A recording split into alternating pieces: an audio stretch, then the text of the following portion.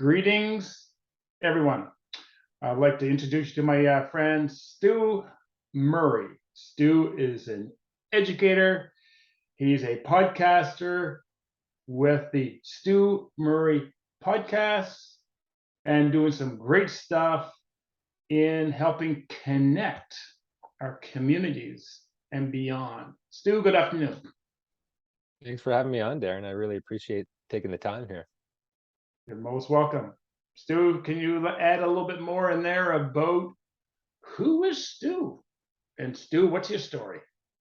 That's a loaded question, Darren, but I love I love the idea of, talking even deeper about the story beyond what it is that these tangible things that we do. I think there's so many experiences within this journey of life that I've been on that I could unpack that have helped shape who I am. But I'm somebody that believes deeply in the power of connection and what we can achieve when we are in a state of connection with ourselves, when we're connected with others, when we're connected with community, and that just lights me up. And so it feels to me that what I've stumbled on is so much of my mission and so much of my journey is as I learn to connect more deeply with myself and as I learn the tools to connect more deeply with others, I feel called to share that.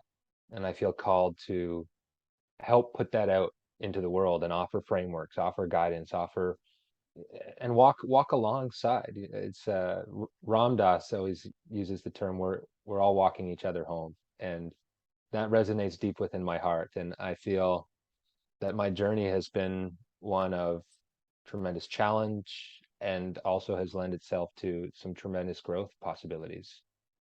So 6 years ago, I decided I had been studying meditation. I'd been living in India and Nepal and been studying yoga and meditation and started to share little pieces of that back here home and really was inspired to go actually back to the root.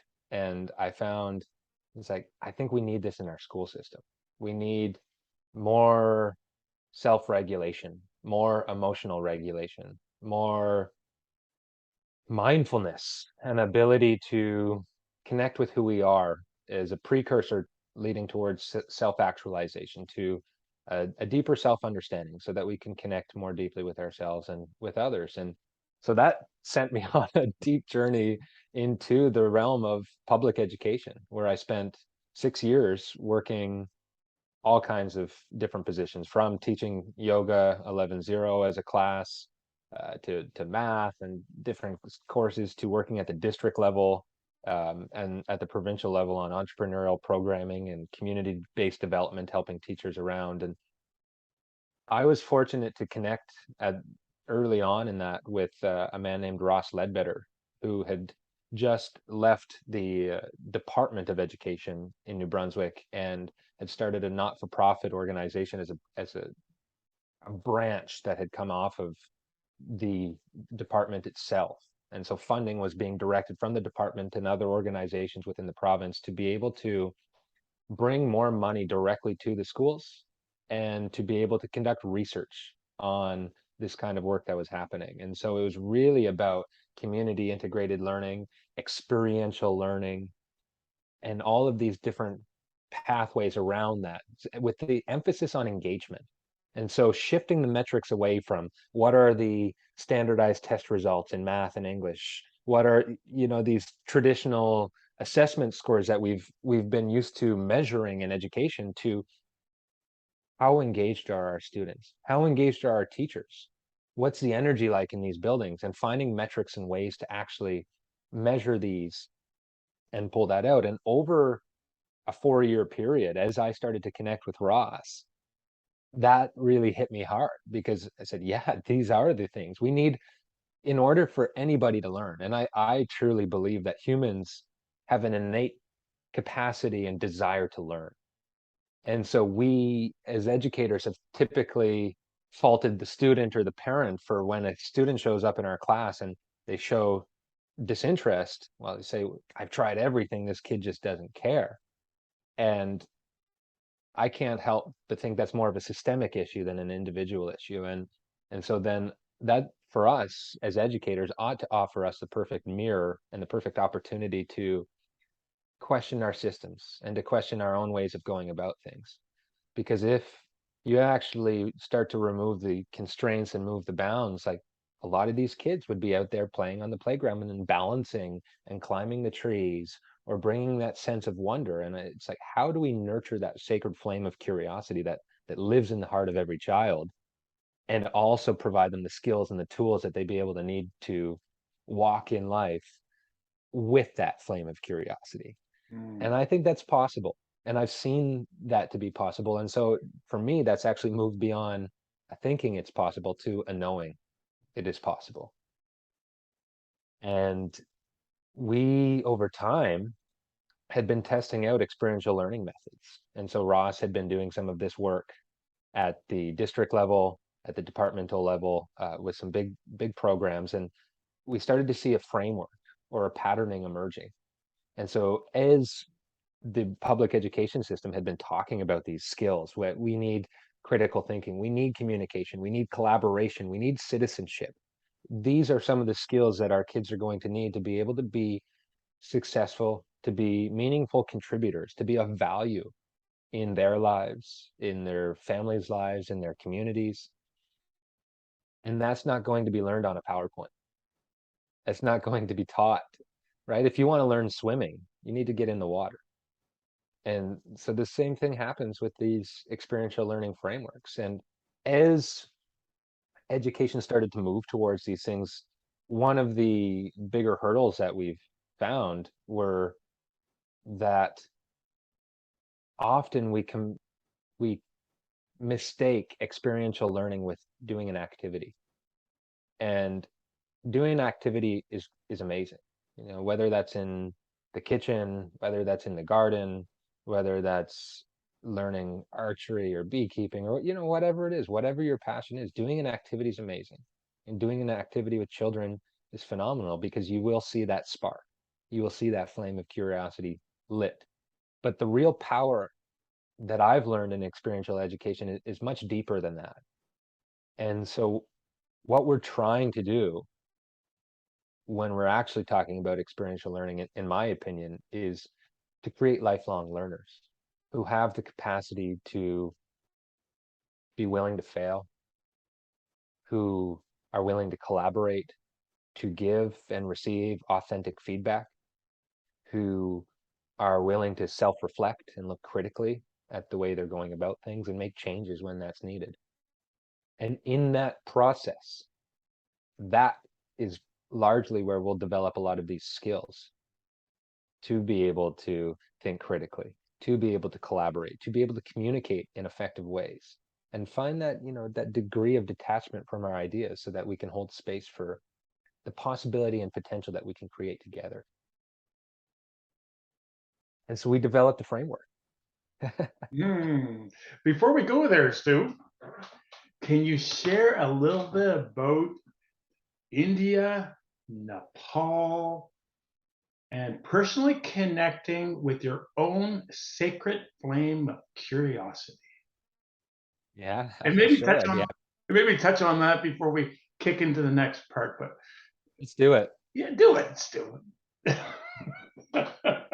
Yeah. So after I finished I went to Mount Allison, played football there, and studied environmental science, environmental studies. So it was an interdisciplinary degree, learned a lot about many different things, and was quite overwhelmed, honestly, with the state of the world, where we're at. Our relationship with nature really bothered me.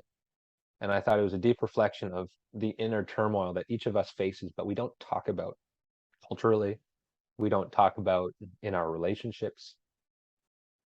But there's a lot of disharmony. And I felt that manifesting in myself. And it just happened to parallel some major head traumas that I had suffered. I had suffered quite a few prior to football at university, and then had a few at university, and then a bad longboarding accident that really took me out. And it was the end of my football career. It was a big pivotal change in my life, and letting go of the football label, letting go of all of these different things. It was, and as I lost my memory, I lost so much of who I thought Stu was and who I identified as. And that was extremely challenging. And that reset, or that massive shift, left me feeling really alone, really isolated, really not seen, not understood. My body looked fine, but I was going through quite a bit of turmoil, quite a lot of distress, to the point that, there were points where I said, I don't think I can handle this anymore. And I happened to discover yoga at that same time. Mm. And I had so much pain in my head, and I tried prescribed medication. I tried everything to ease the pain, uh, like 9, 10 months straight, every single day, debilitating pain. And the thing that actually helped me break through that was yoga and meditation. And I think the yoga kind of helped me in my body to relax some more, to be more in my body, and to process some of that anxiety. But the meditation offered me not necessarily reprieve from the mental pain that I was feeling, but a space between that to become the observer in it. And it was glimpses. I was by no means uh, in any state of enlightenment, but that space alone was so liberating. That little degree of separation I had from the pain that I was suffering was so liberating. And that just launched me on this pathway of learning about Eastern cultures, learning about Buddhist philosophy and Taoism and all of these different things. And I said, just had this curiosity to go to the source. And I think curiosity has always been something that's been around for me. And it's kind of poked its head a lot through rebellion and asking why am I doing this? And, Mm. you know, I would, when I felt an alignment or an understanding of the why, that's where my passion, that's where my inspiration came in. And if not, it often led to rebellion and dissension. And I would say it still does to this day. But all of that, yeah, Yeah, yeah, rebellion, turmoil, tension, male, high performance athlete, playing football, Mount Alice University, head traumas. Uh, so trauma, and let's play football here for a second, Steve. I hear there's a fair bit of it impacts all genders and everyone. But let's just make a play here with we're talking about our teenagers and our younger population and in their early 20s experiencing that turmoil and other things with the school system, and go through some challenges, whether we talk about the topic of the boy crisis. There was a previous podcast we touched on regarding the Buddy Up initiative around a high incidence of suicides as it relates to boys and men. Through your experience, what would you offer to those out there who are experiencing something relatable to you in that spot of turmoil and resistance, trauma? And if trauma is not dealt with properly, it will go down the road of addiction and suicide ideation, and then in some cases suicide, with people left behind experiencing survivor's guilt and loss. That group of individuals out there, Stu, that are experiencing that turmoil and other, based upon your personal journey, if there was, let's say, in 30 seconds or less, because that's all we got in the pocket, Stu, in 30 seconds to call the play in, what would be the message you would want to share with those individuals that are listening to this? wow.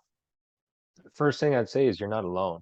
And anybody who tells you that they don't have trauma is lying. We live in a world that perpetuates pain. And so there's power in vulnerability. And the thing about vulnerability is that we see when others are vulnerable that that's a strength, but when we see it in ourselves, we see it as weakness. And what it means to be a man is not this no crying, suck it up kind of attitude. That's what it means to be a man, is to stand in your truth, to stand firmly in that, and to be able to cry when you need to cry, to be able to ask for help when you need to ask for help. And I'm still working on that, and I will be for the rest of my life. But your worth is not tied in your ability to hide your pain or to be super strong in that sense. Like, we're humans, we experience emotions, and we need to be able to hold space for one another and for ourselves, and look at how we talk to that younger version of ourselves that has been traumatized and been told to hide their emotions and stuff that down in the sack, and be that man that little boy needs. Stu, thanks for sharing that. So let's do the next play. Football. Here we go. We're gonna go deep. So, and deep you went, Stu. Stu is not only an educator and a podcaster of the Stu Murray podcast. Stu is also a co-author of a book right here called Care to Make a Difference, a simple and effective experiential learning framework for educators. Stu, can you share a little bit about your journey of being a co-author? And what message would you like to share around experiential learning to students and educators alike? Yeah, absolutely. It's been a pleasure writing this. And as I've mentioned, the book really felt like it wrote itself. After these 4 years of seeing and testing out a framework and working with various schools, myself as an educator with the students directly, myself working at the district level, mentoring other teachers and entire schools through this process, we were able to create a system. Because what happens is that in traditional education, you have a curriculum that's quite dense and very hard for a lot of educators to navigate. And so what we really wanted to do too is be able to find the balance and allow that traditional bureaucratic system to be able to still hold, because a lot of teachers feel responsible and accountable to these metrics. How do we take those but breathe life into education so that both the teachers and the students and the entire staff are excited to show up? How do we make education and the schools that we show up in a vibrant place where people have the opportunity to thrive?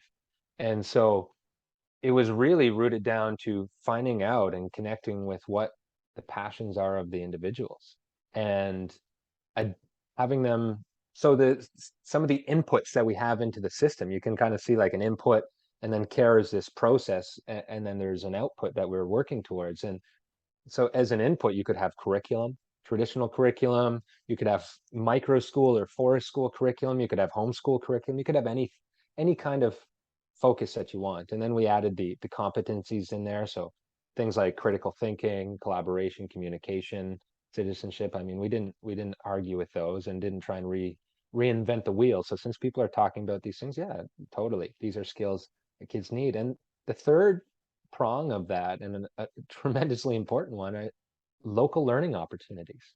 What are opportunities or challenges in our community that we can address? Maybe that's food insecurity. Maybe that's environmental action. Maybe that's some kind of social change or community garden or whatever, right? What are opportunities that we can be of service? Like, show me a 10-year-old or a 5-year-old even who doesn't want to be of service to others. They light up. And so how do we tap into that and leverage that innate desire for them to be of service and to contribute and to be offering their capacities to be something bigger than themselves? That is really this piece. And so we were able to design rubrics and develop rubrics and test it out in a process then the kid could start to.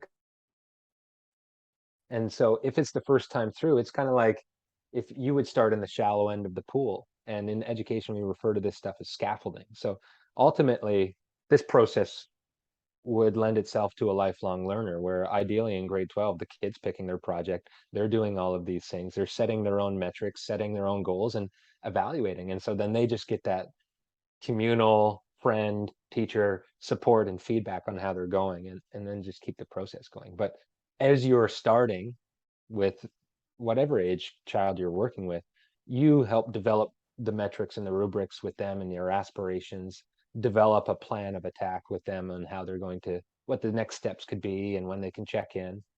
And we used a digital portfolio. So the kids actually would just go and get an iPad and then take a picture of their work and talk about how they thought they were doing. And then at the end, or I guess throughout that process, it was this constant evaluative checking in with their teammates, checking in with myself, offering feedback, them giving me feedback. And then at the end, we would sit down and each of them would bring their rubric and kind of circle where they thought they were. And I would do the same. And we would sit down and have a conversation about it. No grades, no numbers, no nothing attached to it. Just an authentic conversation about how they thought they did and where they thought they could improve, what they did well, and where they want to go next. And that was the cycle. And then it ended in some kind of public product. And so whether that was actually growing food, creating the community garden, a public recycling program, them demonstrating that through presentations, through creating a video, through some did puppet shows, some did created their own plays, all kinds of different creative ways to express what they've learned and share that with the public. So it's of meaning and of value. We just saw like the parents and everybody involved was just like, I got so much feedback out of this. And my child is coming home and talking to me about what they're learning and sharing, and they're excited to go in and do that work, and they're proud of the work that they're doing. Like what more could you ask for? Well, what more can I ask for? Well, care. C period, A period, R period, E period. Can kind of relate to acronyms, but can you clarify what care means? Absolutely. Yeah, care worked out well. Care is a nice word. So we were able to take that, but it turned out from the cycle of active and relevant engagement. And so the idea of care is that it's a cyclical process.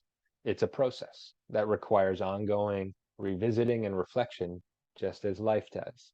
But the real at the core of that is active and relevant. And so it requires us to be physically, intellectually, emotionally, spiritually engaged with what we're doing.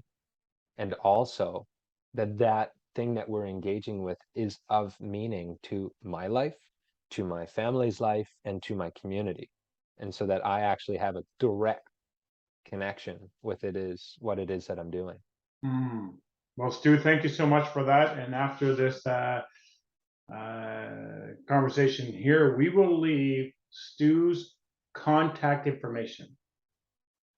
And I encourage anyone who's in the education field or tied in with experiential learning or care to make a difference, to reach out to Stu. And so, Sue, thank you so much for your time today. What are some closing remarks that you'd like to leave our group today? Yeah, thanks again for the time, Darren. And I think experiential learning and this kind of process actually expands beyond education. So it not only is this kind of framework perfect for public education, private education, homeschooling, but it's also great in the business world, in all kinds of different systems and setups. And so I think there's a lot of value in that. And I'd leave it with just stay hungry, be of service, and find ways to stay connected with yourself, stay connected with one another, and to deepen our connection and to work on healing ourselves, our patterning, the stories we tell ourselves, the stories that we live in, because it's at the level of story that if we can start to heal that story of ourselves and the story of the people, and shift away from one of scarcity and one of separation to one of interbeing and abundance, which is our birthright, and the reality of the planet that we live on is full of life, full of prosperity, and there is more than enough for all of us to be able to live and to thrive. So let's tap into that story, and let's do our healing work and work together to just live the best lives that we can. Stu, thank you so much for your time. I'd like to thank everybody for joining us today. Stay connected and care to make a difference. Thanks, folks.